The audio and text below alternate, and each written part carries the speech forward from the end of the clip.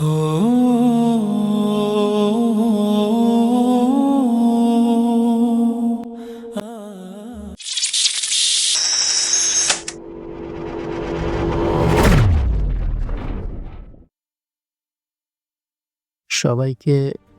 Audio আর্কাইভের Islamic আসরে স্বাগতম।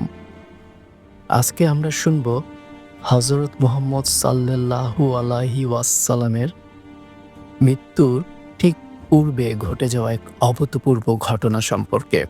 ঘটনাটি ঘটেছিল ৬৩২ খ্রিস্টাব্দের ৮ই জুন, মহানবীর মৃত্যুর কিছুক্ষণ পূর্বে। চলুন ঘটনাটি শোনা যাক। নবীজির মৃত্যুর সময় জিব্রাইল আলাইহিস সালাম আসলেন। এসে নবীজিকে সালাম দিলেন আর বললেন, হে আল্লাহর রসুল, আল্লাহ আপনাকে সালাম দিয়েছেন আর জানতে চেয়েছেন আপনি কেমন আছেন।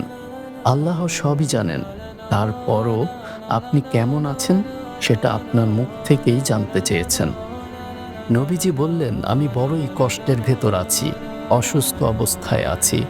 তখন জিব্রাইল আলাইহিস সালাম বললেন, ইয়া রাসূলুল্লাহ, আমার সাথে আজ একজন নতুন ফেরেশতা এসেছে, যে ফেরেশতা কোনো মানুষের কাছে আসার জন্য কোনোদিন অনুমতি চায় নাই আর কোনোদিন অনুমতি চাইবেও না, শুধু আপনার অনুমতি চায় আপনার কাছে আসার জন্য।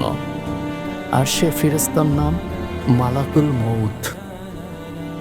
মালাকুল মউত রাসূলের অনুমতি নিয়ে রাসূলের জান মোবারকের কাছে এসে সালাম দিলেন। বললেন, ইয়া রাসূলুল্লাহ, আমি আদম আলাইহিসসালাম থেকে শুরু করে এই পর্যন্ত যত মানুষের জান কবজ করেছি আর কিয়ামত পর্যন্ত যত মানুষের জান কবজ করব, কারো কাছে অনুমতি চাইনি আর চাওয়াও আমার লাগবে না। কিন্তু আজকে আসার সময় আল্লাহ বলেছেন আমি যেন আপনার অনুমতি চাই। নবীজি বললেন, মালাকুল মউত, যদি আমি অনুমতি না দিই?